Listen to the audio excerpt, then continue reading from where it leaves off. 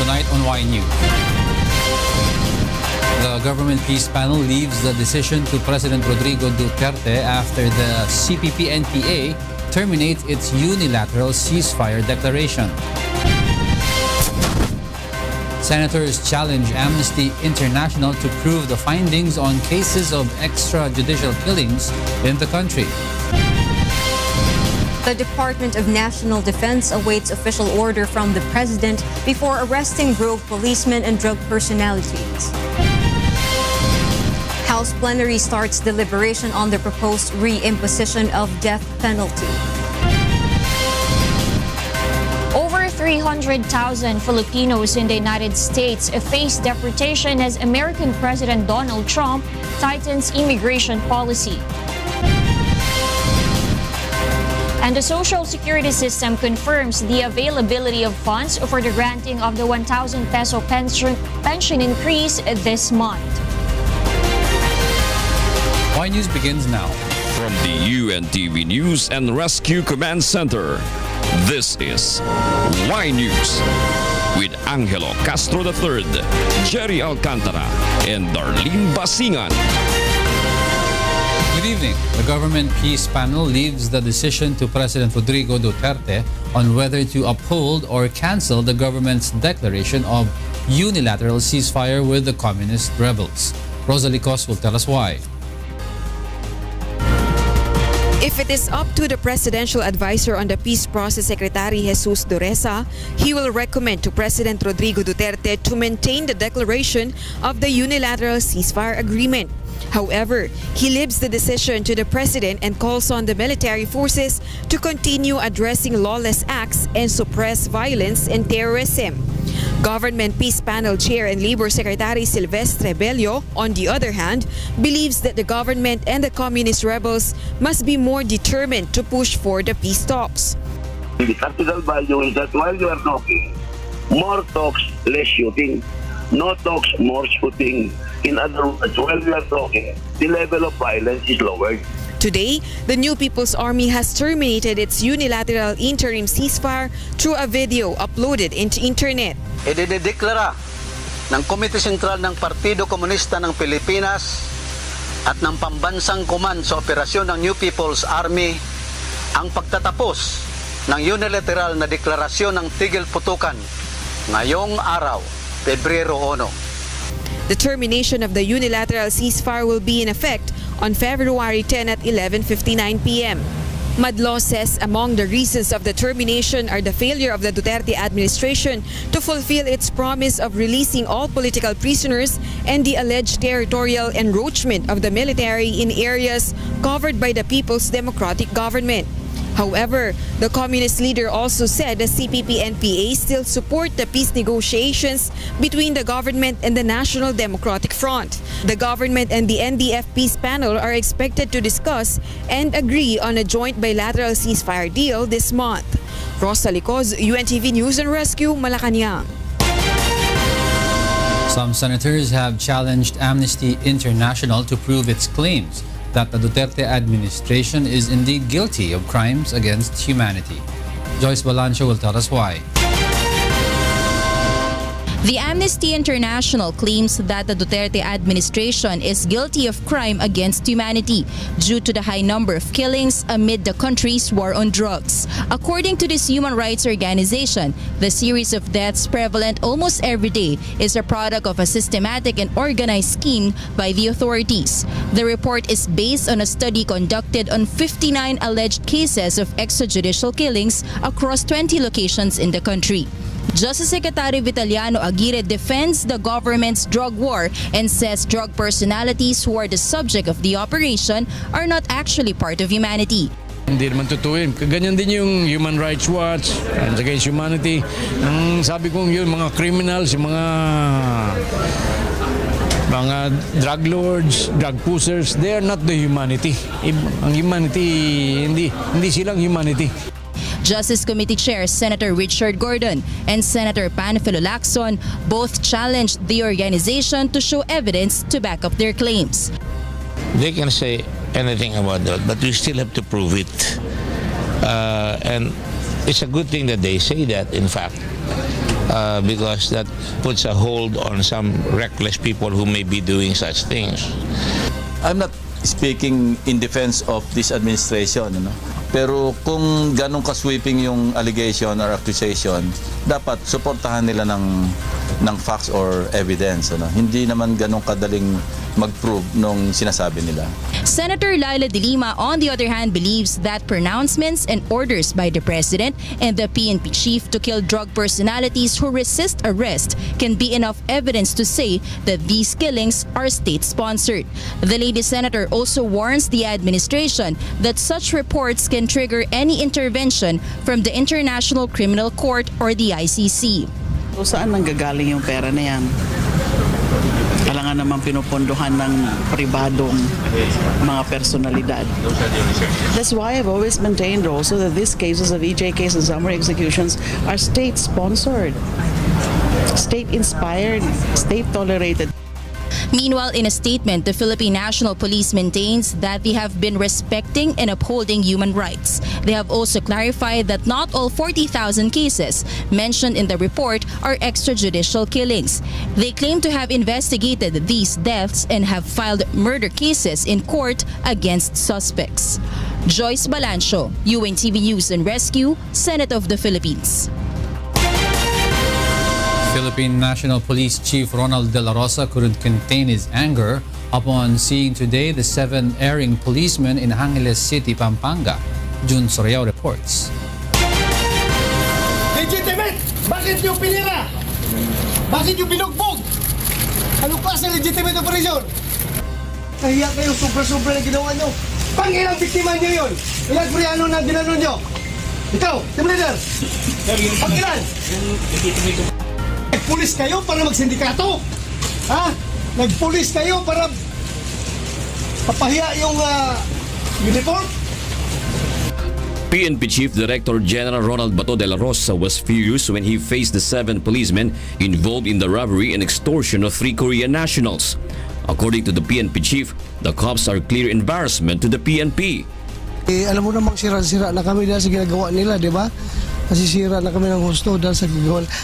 The PNP chief says the police force has a low morale now because of these officers. We are somehow demoralized by the incidents. But hindi kami kumukuha ng excuses.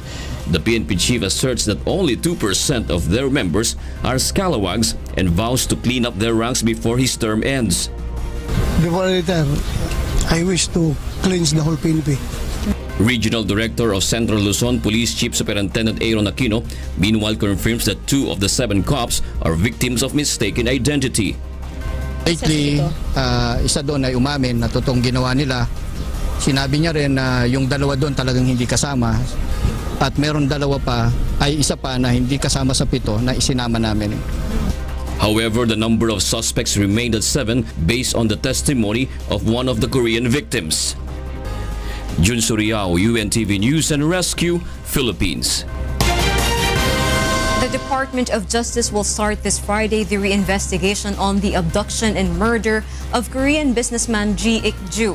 The reinvestigation was ordered by the Angeles City RTC Branch 58 upon the request of the Public Attorney's Office, which represents one of the accused, SPO3 Ricky Santa Isabel. Summoned to appear before the hearing were Police Superintendent Rafael Dumlao, SPO4 Roy Villegas, SPO4 Ramon Yalong, SPO3 Santa Isabel, PO2 Christopher Baldovino, Gerardo Ding Santiago, Jerry Omlang, Christopher Allen Gruenberg, and the victim's house help, Marisa Morquicho. PNP Anti-Kidnapping Group Chief Police Senior Superintendent Glenn Dumlao and G's widow, Kyung Jin Choi, were also summoned to the hearing. The Department of National Defense is requesting for an official order from Malacanang before enforcing the directive of President Rodrigo Duterte to capture rogue policemen. Brian De Paz will tell us why. Let me reorganize the enforcement dyan sa drugs police. In the meantime, they would be arrested and I will order you to arrest them. President Rodrigo Duterte has ordered the Armed Forces of the Philippines to support the Philippine Drug Enforcement Agency or PDEA in its fight against illegal drugs. But the Department of National Defense or DND says they need to secure an official order from the Office of the Executive Secretary to serve as their basis in case the military will be questioned. DND spokesman Director Arsenio Andulong says it is necessary for the military to have a detailed order which includes their limitations in performing tasks involving illegal drug operations. The Department of National Defense has requested the Office of the Executive Secretary to issue an official order regarding this presidential directive to serve as a legal basis for our troops to follow.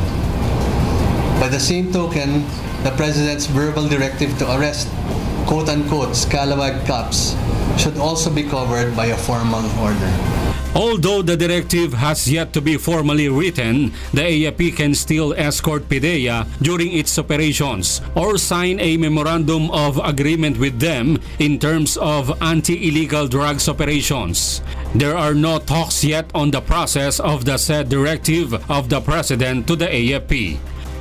Former PNP chief and now Senator Panfilo Lacson, however, opposes the move to use the soldiers in the fight against illegal drugs and in arresting rogue cops. Ako, I will stand up against it, dahil magkakagulo tayo pagka ang mag-check na ng police yung military, we might end up having armed people, legitimate armed forces na naglalaban-laban. Brian De Paz, UNTV News and Rescue, Camp Aguinaldo. PNP Chief Ronald Bato de la Rosa has met the members of the disbanded anti-illegal drugs group and has assured them that his trust remains despite the anomalies that implicated some of their members. Leah Ilagan will tell us why. Hindi ako galit sa inyo. Huwag niyo sabihin na nilalahat ko kayo. Sabi na, demoralized daw kayo dahil gano'n nga. I understand your feelings. PNP Chief Police Director General Ronald Bato de la Rosa today faced the member of the disbanded PNP anti-illegal drugs group. General Bato explains to them the need to resort to what he calls as drastic action such as dismantling the unit to clean up their ranks. The general lauded and thanked the AIDG personnel whom he described as well-performing and just got implicated in the irregularities committed by some of their colleagues. I want to tell you that I'm very thankful for all your accomplishments for the last 7 months. Ay, kayo naman talaga ang frontrunner ng war on drugs natin, di ba? Kayo man talaga nakatalaga dyan. Kayo. And I'm very happy for what you have done. I am very proud of you. I am very proud of you. Lagay nyo yan sa kukutoy ninyo. Alam ko naman, naintindihan nyo. Sana hindi sumama yung loob ninyo. The PNP chief assurances are seem to be enough to allay the doubts and sadness of the officials and personnel of the AIDG. We are very much elated with the visit of the Chief PNP kasi somehow medyo nalungkot kami doon sa pagka ng unit, but he expressed naman that he still have faith with our personnel. So natutuwa naman kami.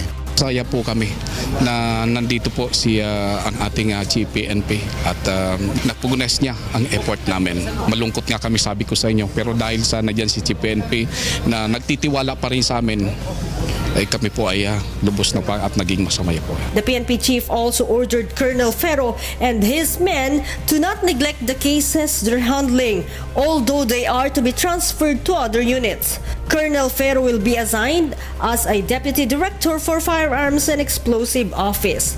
Si Colonel Ferro pupunta sa EPO, magdi-deputy. Deputy ng EPO, nandiyan lang siya. So kung may problema kayo tungkol dyan sa mga lakad ninyo sa hiring-hiring, sabihan nyo siya para siya na mag-arrange doon sa piskal ko para mabigyan kayo ng pamasahe. Ferro meanwhile vows not to abandon his former men. I have the moral duty to see to it that my people are properly guided, even if we are assigned on different position, and to see to it that those prosecution, court hearings, and other duties that we have to attend should be properly addressed.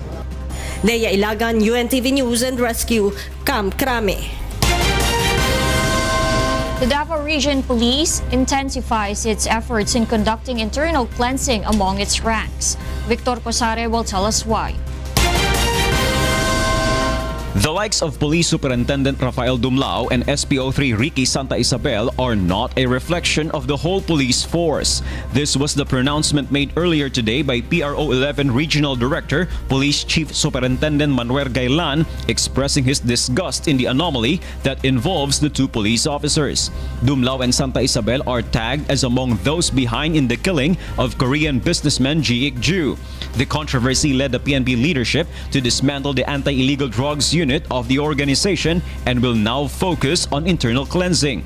In line with this, the Davao Region Police has created teams that will take charge in identifying and investigating rogue policemen. These teams or these people will not be known to anybody except myself and my intelligence officer. So far, a senior inspector is being investigated for allegedly protecting a drug syndicate, and 3 non-commissioned officers are undergoing summary dismissal proceedings after they turned positive for using illegal drugs. However, Chief Superintendent Gerlan is not totally bothered with the decision that the PNP for the time being will not take part in any illegal drugs operation, as this will mean that they could focus on implementing other laws to suppress other crimes. Police officers in Region 11 who previously belonged to anti-illegal drugs units were absorbed by other units of the police force. Gairlan nevertheless stresses that this does not mean they cannot arrest personalities involved in illegal drugs. Pero kung sabihin natin nagpapatrolya yung mga tao namin, on the spot may nakita, as law enforcers, they are mandated to arrest on site. Kung may makita sila, alam nga namang talikuran pa nila, may nagda-drugs sa harap nila. Hindi nila pwedeng talikuran yan. The PNP Region 11 chief says they will still help the Philippine Drug Enforcement Agency in the battle against illegal drugs by providing intelligence information. Victor Cosare, UNTV News and Rescue, Davao City. The suspect in the Dacer Corbito double murder case, former Police Senior Superintendent Cesar Mancao, voluntarily surrenders to the PNP Criminal Investigation and Detection Group National Capital Region. Leia Ilagan will tell us why. CIDG NCR Chief Senior Superintendent Belly Tamayo confirmed the voluntary surrender of former Senior Superintendent Cesar Mancao, the former chief of the Presidential Anti-Organized Crime Task Force or PAOK-TF Luzon. Senior Superintendent Tamayo says Mancao voluntarily surrendered to his office at Camp Crame last Monday. Mancao is accused of killing publicist Salvador Bubi Dacer and his driver Emmanuel Corbito in November 2000. He escaped from the National Bureau of Investigation in May 2013 because of what he described as a snail-paced trial of his case, while some of his co-accused had already been released. Pero napag-isip-isip na rin ni sir na eventually he has to answer the charges. So he has to come out into the open and he will answer the charges imputed against him. Tamayo says the warrant of arrest against Mancao was returned to the Manila RTC Branch 18 yesterday. For now, Mancao will stay under the custody of the CIDG NCR while waiting for a commitment order of the court. We cannot really tell kung hanggang kailan siya dito because it's the court's decision kung saan siya i-commit. But as of now, for security reasons, kasi hindi naman namin siya pwedeng ilagay lang doon sa kung saan sa ambas ng detention, together with other suspects of drugs. We also have Abu Sayyaf. So, he is in this office and closely guarded. Among the co-accused in the case are Senator Panfilo Lacson, who had been cleared by the Court of Appeals, former Senior Superintendent Michael Ray Aquino, who is now in America, and Senior Superintendent Glenn Dumlao, who had been reinstated and is now the head of the PNP Anti-Kidnapping Group. For his part, Senator Lacson claims he had forgiven Mancao for implicating him in the case. Matagal ko na siyang pinatawad. Dacer was a publicist from Albay and known for having clients such as former Presidents Fidel Ramos and Joseph Estrada. Leia Ilagan, UNTV News and Rescue, Camp Crame. The House plenary begins its deliberation on the proposed reimposition of death penalty. Nel Maribuhok is at the House of Representatives to tell us why live. Yes, Nel, go ahead. Darlene, about 5 in the afternoon, with a total of 193 congressmen present, the House plenary was able to proceed with the deliberations on the proposed reimposition of death penalty in the country. House Bill number 4727, or the Death Penalty Reimposition Bill, aims to repeal Republic Act number 9346, or an act prohibiting the imposition of the death penalty. House Deputy Speaker Fredenil Castro, the principal author of the bill, took the first stand for his sponsorship speech on the proposed law. He emphasizes the need to reimpose capital punishment due to the rise of criminality and heinous crimes in the past few years. Ang pagbabalik ng kaparusang kamatayan ay hindi kalaban ng bayan o taong bayan. Sa kabilang dako, ito ay kalaban ng mga salarin na walang takot, awa o budhi na isaganap ang karumal-dumal, kasuklam-suklam at kakilakilabot na mga krimen. Congressman Castro has enumerated some of the heinous crimes in the history.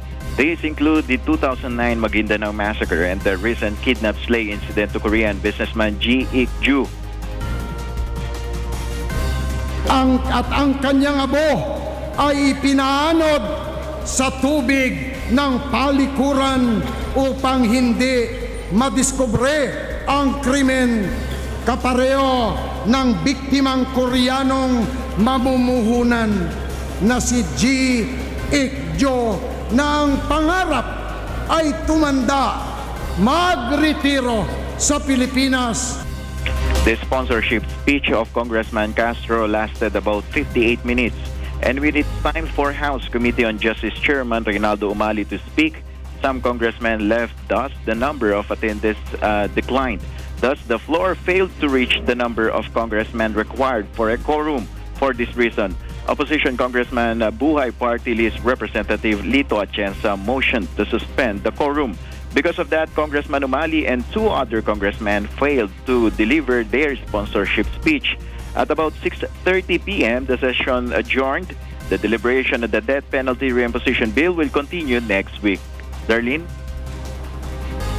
Thank you, Nel. And that's Nel Maribuhok reporting live from the House of Representatives. Next in Y News. The lower house sets to begin its public consultation on federalism and charter change. The lower house insists on adopting the original plan for the MRT-LRT common station. And experts point to social media and programs in television as causes of violence among youth. Y News will be right back.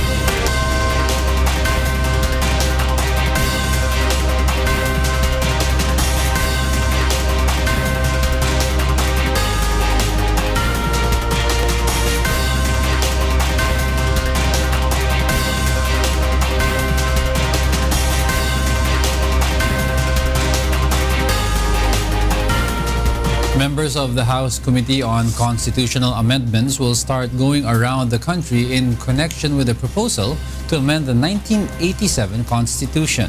Joyce Balancho will tell us why.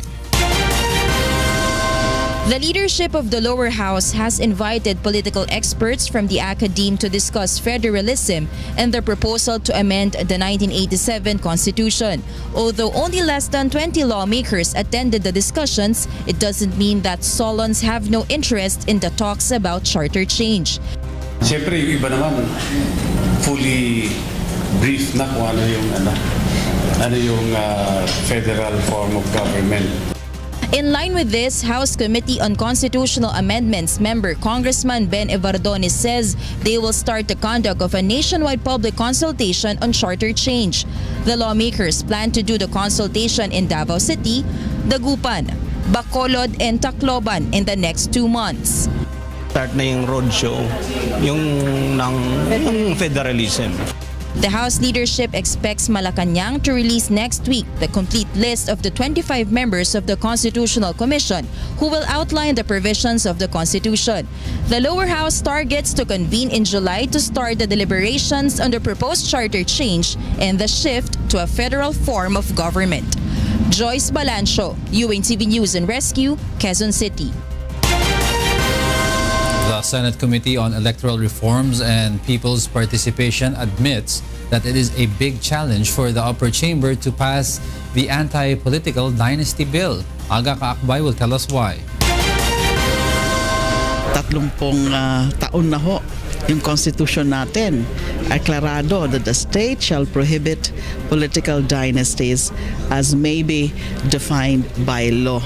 So hinihintay na lang ay isang batas na magdi-define, magsasaad kung ano ang ibig sabihin ng political dynasty. This was the statement of Senator Laila De Lima, chairperson of the Senate Committee on Electoral Reforms, on the issue of passing the anti-political dynasty bill. De Lima explains that although the 1987 Constitution does not allow political dynasties in the Philippines, not a single proposal so far has been passed that would implement such provision.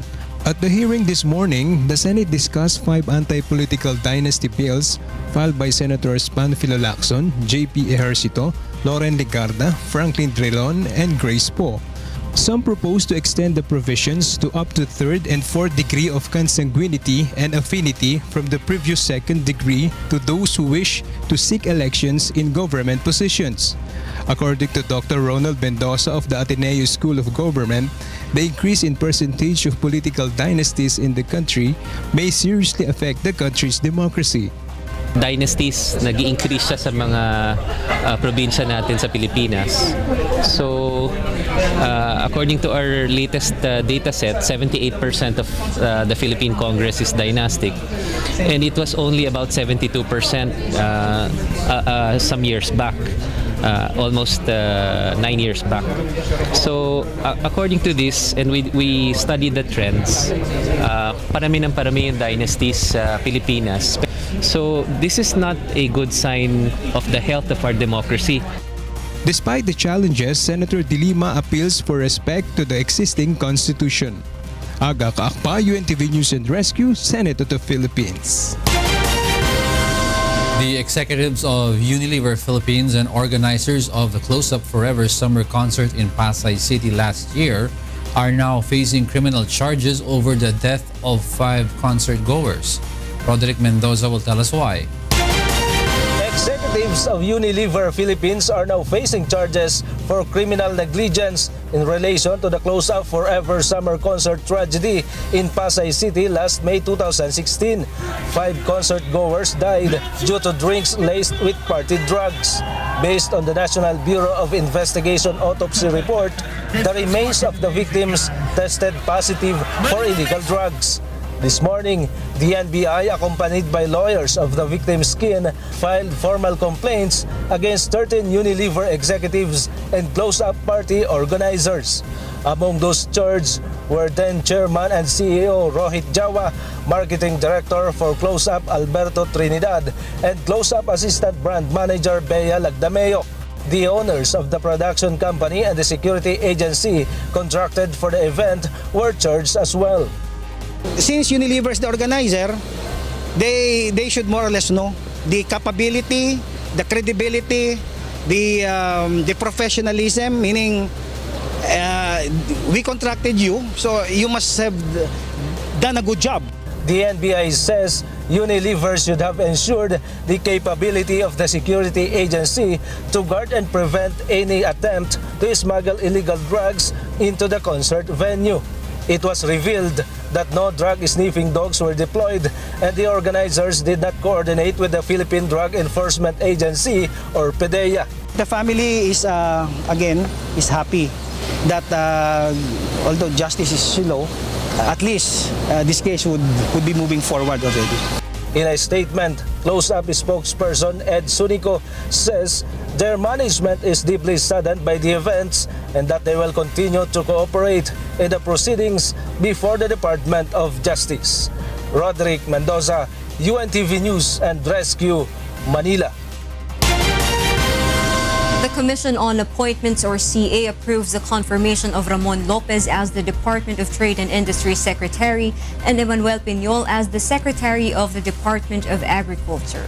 Although Justice Secretary Vitaliano Aguirre appeared before the CA hearing earlier, his confirmation was postponed. This after Senator Antonio Trillanes IV asked the CA to reschedule the hearing so that he could personally ask Aguirre about several issues. The senator was not able to attend the hearing due to an official business trip. Two written oppositions against Aguirre were also discussed earlier, including his aired complaints against Trillanes, the Liberal Party, and other critics. The next CA hearing for Aguirre's confirmation is set on February 15. A little disappointed because I expect wala namang basihan yun, yung mga opposition sa akin. I remember the decision of the Supreme Court na dapat pala kaming mga public officials should not be onion-skinned.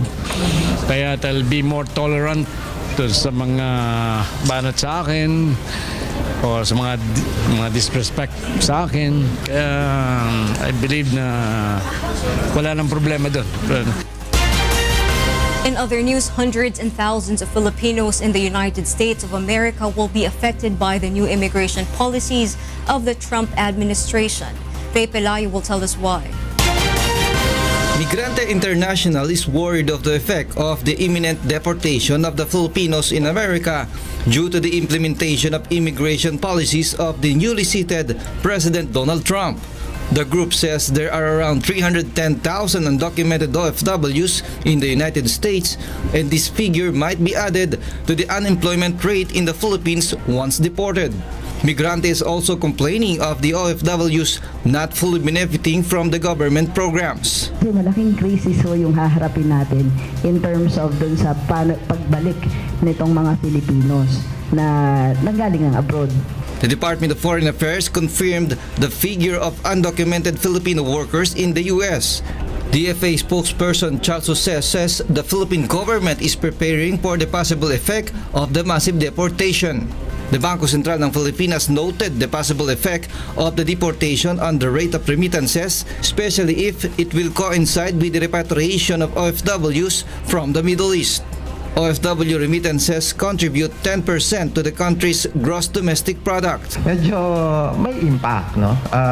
But we're saying, of course, we cannot do second guessing, no, at this point. But it will be a problem if it happens. OWA Administrator Hans Leo Kakdak says they have set at least 1 billion pesos as fund for the reintegration programs. This is aside from the more than 200 million pesos that has been initially allocated for OWA members.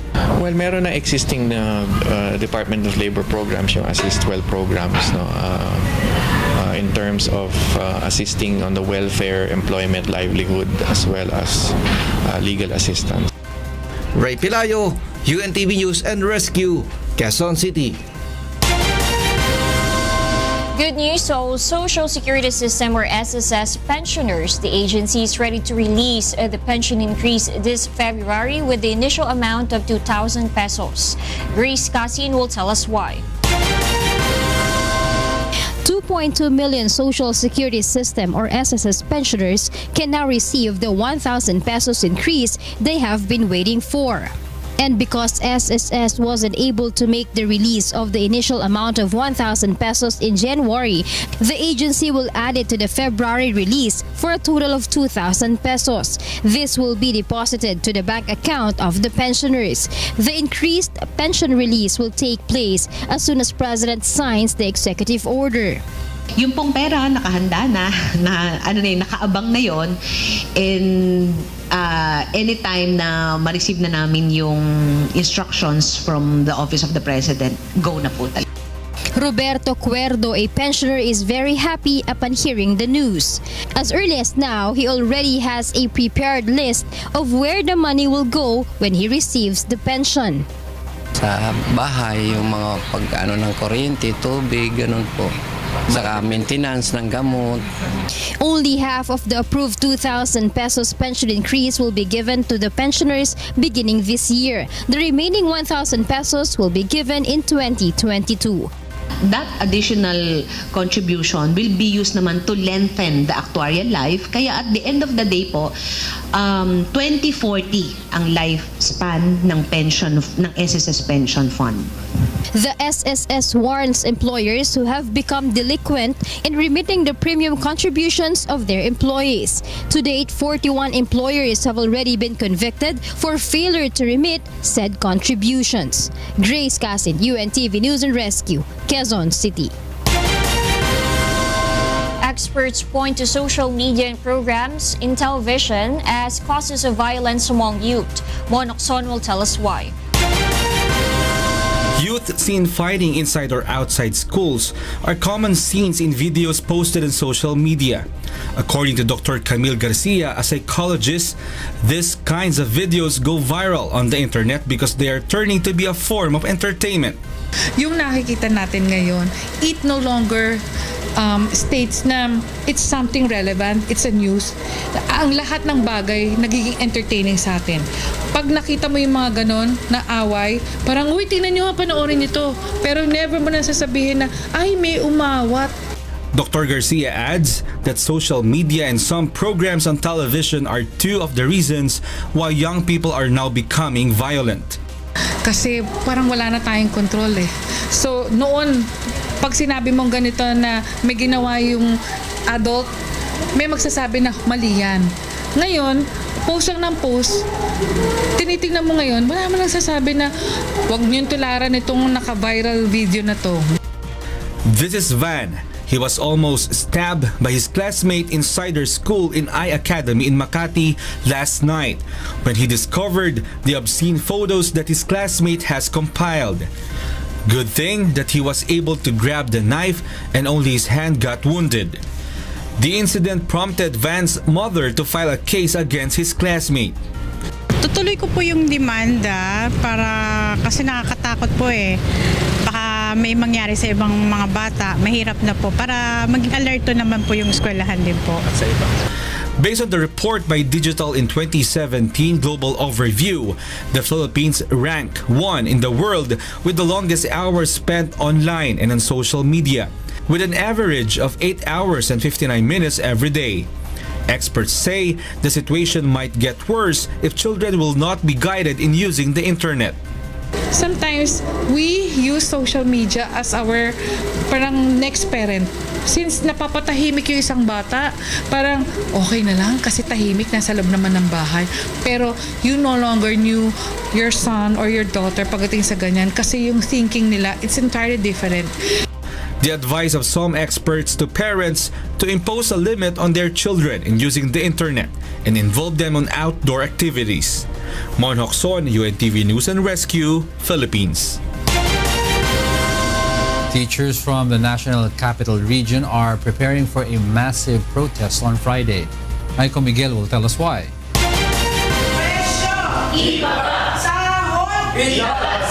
Thousands of teachers in the National Capital Region are set to gather on Friday at 2 in the afternoon at the Menjola Complex for a short program before marching to the main office of the Department of Budget and Management. Magpupunit kami ng aming mga payslip. Ang mga teachers kasi ay may tinatanggap na payslip monthly. Ito ay dadali namin doon sa Menjola at pupunitin namin ng sabay-sabay na sumisimbolo na hindi katanggap-tanggap ang dagdag na sahod na binibigay. The Alliance of Concerned Teachers strongly opposes the Joint Circular No. 1 Series of 2017 released by the Department of Budget and Management, Department of Education, and Department of Interior and Local Government. The circular states the cancellation of the release of local allowances for DepEd hired teachers from local government units. The allowances will be renamed as expenses chargeable for special education fund of teachers or other expenses. Itong kinukuhang inaalis na payment of teachers allowances ay isa dito na pagtutuunan yung hiring ng LGU teachers, security guard, watchman. Alongside the protest is their call for salary increase of teachers and government employees. Kaugnay din po sa pagtaas ng sweldo meron po tayong bill, yung House Bill number 56 para gawing 25,000 sa minimum ang sweldo ng mga ating mga guro at 16,000 ang sweldo ng ating mga kawani. Yes, we already had a series of consultation. Actually, there was one consultation with Secretary Briones. Hindi siya masyado doon sa salary increase kasi ang sinabi po niya ay masyado nang malayo ang sweldo ng public school sa private school. Meanwhile, DepEd has this to say. Kailangan mabago po yung batas. So, wala po sa DepEd ito pong bagay na ito. Ang ating Secretary Briones ay nagbibigay po ng pahayag na kung may batas po na maipapasa po na naglalayong itaas ang sweldo ng mga guro at ng lahat ng iba pang mga kawani ng gobyerno kasi nga salary standardization law na po ang applicable po sa atin. Aiko Miguel, UNTV News and Rescue, Quezon City. The Department of Education maintains that it will never allow the distribution of condoms in schools. Aiko Miguel is back to tell us why. The Department of Education chooses to expand its curriculum on sexuality education rather than distribute condoms in school. Sexual education lamang po ang aming gagawin. Integration in our curriculum, enhancement of our existing programs on sexuality education. Asek Umali says what they will uphold is the decision of the Supreme Court in accordance with the Reproductive Health Bill. DepEd believes giving condoms to students might cause harm to the students. Wala pong pagbibigay ng serbisyo. Ang pagbibigay po ng condom ay pwede pong ikonsidera na pagbibigay po ng serbisyo. So, yan po ilabas po sa aming mandato. Kaya hindi po mangyayari po yan. The members of the Quezon City Public Schools Teachers Association, comprised of around 30,000 teachers, also opposed the said proposal. They argue that instead of spending funds for condoms, the government should grant salary increase to teachers. Napaka-selan, no? We don't like to send the wrong message. So, ang tingin lang namin is proper education campaign for that para maturuan din ng mga bata ng pagpipigil sa sarili at yung pagrespeto sa kanilang sexualidad at saka sa kanilang sexual reference. Siguro maganda instead na condom, books at saka benefits and salary increase for teachers. For its part, the Department of Health says it respects the DepEd's decision on the matter and vows to support the agency's health education programs. Aiko Miguel, UNTV News and Rescue, Department of Education. High-end gadgets worth millions of pesos that are believed to be smuggled were seized today by the Bureau of Customs Intelligence and Investigation Service, or CIIS, agents in a warehouse of an online store named Kim Store in Lacandula Street, Tondo, Manila. Among the seized items were iPhone 7 mobile phones, MacBook laptops, Samsung Galaxy 7, Nexus 6 PS phones, Zenfone 3 Ultra phones, Sony Xperia phones, Canon cameras, tablets, music players, audio accessories, and gadgets for safety and security. The Filipino-Chinese businessman in Binondo, identified as Francis, is the known seller of the smuggled items online. The staff of the Kim store was not able to present documents when asked by the BOC.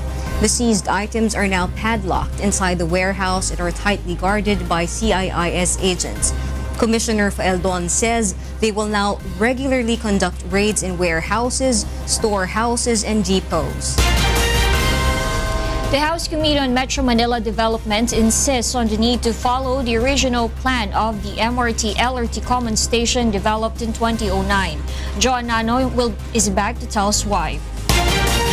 Representatives in the House Committee on Metro Manila Development have questioned anew the location of the MRT-LRT Common Station project, which based on the New Deal is in between SM North EDSA and Trinoma Mall. This morning, they have conducted an ocular of the MRT3 depot in North EDSA, Quezon City.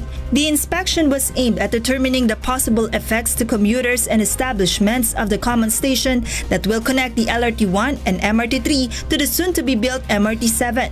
Based on their assessment, the Transportation Department should follow the original plan of the project in 2009, which was to build the common station beside the SM Annex. It would be more convenient to the passengers because they won't have to walk a long way going to the station. House Committee on Metro Manila Development Chairman Congressman Winston Castelo says in the New Deal, the government seemed to have favored the mall owners instead of the passengers. The supposed to be common station is the most uncommon. Bakit, sir? Because triangle Triangle, may area A, area B, and area C. Instead of one line lang. So pagka triangle yan, definitely hindi mo mapapapigil talaga ang tao na maglalakad. Passengers first before shopping. Based on the new plan, passengers have to walk 50 to 200 meters to transfer trains. The DOTR clarifies, however, that the signing of the contract with the stakeholders last January is not yet final, as they are still waiting for the detailed engineering design of the project. Only then will the DOTR ask the Supreme Court to lift the temporary restraining order before they could begin in the construction of the common station. Bigyan muna natin ang pagkakataon, itong conceptual design ba ay acceptable sa ating lahat? Pagka nagkasundo-sundo, saka maglalagdaan ng final contract, ng kontrata talaga. Ang kontratang yun, ang dadalhin sa Supreme Court para sabing pwede ba tanggalin na yung TRO para makapagsimula na. John Nano, UNTV News and Rescue, Quezon City. Coming up, Pag-asa monitors a low-pressure area in the Pacific that is now affecting parts of Mindanao. The United Nations expresses concerns over the fate of refugees following President Donald Trump's decision to suspend entry to the United States. And Paris train station tests compost heap urinals to combat unpleasant odors. More from Y News after this break. American blood donors in Chicago, USA have expressed their admiration to the Members Church of God International. Leslie Longbowen will tell us why. I think it's a really good thing, a really good idea to help actually to get blood, and so we can actually be able to help people in need. And it's nice that they're trying to do it as often as possible to be sure that we can have as much just in case something happens. Apart from the Filipinos in Chicago, USA, American blood donors supported the blood donation drive of the Members Church of God International. Among the 40 blood donors, 24 are American nationals. Based on the records of the American Red Cross, 38% of the U.S. population are qualified blood donors. However, less than 10% of the American residents donate blood. In support of the campaign of the Red Cross to encourage participation of more blood donors, MCGI regularly conducts bloodletting activities. The American blood donors who took part in the drive have expressed their admiration to the group's efforts to help others. I guess I would like to thank them because it's such a nice thing to be doing that they're able to make this whole thing that gets people coming you said it was every quarter? Every quarter so that we can have blood, and it's saved a lot of lives. That's a really good thing. It's a wonderful, wonderful policy, and I think everybody should have the same thing, not just them, but it should be carried through all people. Blood donation drives are among the activities conducted by MCGI as part of the advocacy of Brother Eli Soriano and Kuya Daniel Razon to provide assistance to those in need. Leslie Longbowen for Serbisyong Kasangbahay. The United Nations voices its concerns over the fate of refugees who are set to resettle in the United States but have been barred following President Donald Trump's decision to suspend entry of refugees. Jovic Bermas will tell us why. And after perhaps 4 years of waiting patiently to be resettled, they've sold their goods, they've given away their settlement in a refugee camp where they may have been for 2 decades. They've lost their livelihood, given away their job, handed back their ration card, only to be told, at the last minute and rather cruelly, that to go back to the refugee camp. So that's what we're concerned about, is their protection, their security, their safety. I mean, I think that's certainly it's IOM's focus at the present time. According to the UN Agency for Refugees, these 850 are scheduled to leave this week for the US and are at the very last stage of the process of resettlement, which can take up to 2 years, meaning that they had gone through security screening and checks. carried out by the agency but also by US authorities, and there was now a lot of uncertainty around their fate. According to the agency, an estimated 20,000 refugees could have been resettled to the United States during the 120 days covered by the suspension announced last Friday. We are also worried about the uncertainty faced by 20,000 refugees who could have been resettled if we take into account the numbers that we've seen in the last 15 years. On average, it means that 20,000 refugees might have been resettled in the 120 days period of this suspension.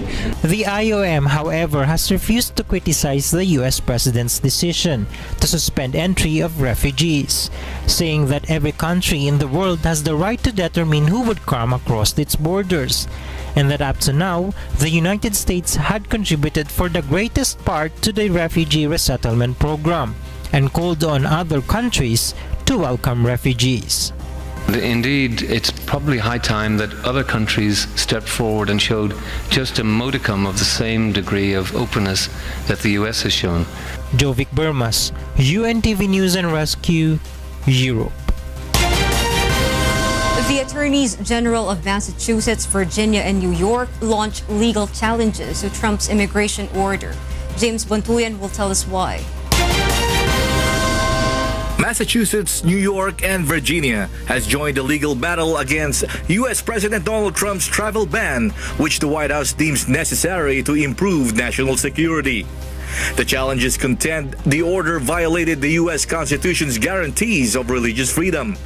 Massachusetts contends the restrictions run afoul of the Establishment Clause of the First Amendment of the U.S. Constitution, which prohibits religious preference. The executive order is harmful, discriminatory, and unconstitutional. It discriminates on the basis of religion and national origin, denies our residents access to due process and equal protection of the law, and violates federal immigration law. The role of this office is to uphold the law and the Constitution of this state and of the United States. Virginia's Attorney General Mark Herring says Trump's immigration order was in violation of the constitutional and statutory rights on the state's residents. Today, I am bringing legal action on behalf of the Commonwealth of Virginia against President Donald Trump and his administration for his unconstitutional and unlawful executive order of January 27, 2017. On January 27th, President Donald J. Trump signed a sweeping, poorly understood, and chaotically implemented executive order that immediately led to the violation of the constitutional and statutory rights of numerous residents of Virginia. Separately, San Francisco became the first U.S. city to sue to challenge a Trump directive to withhold federal money from U.S. cities that have adopted sanctuary policies toward undocumented immigrants, which local officials argue help local police by making those immigrants more willing to report crimes.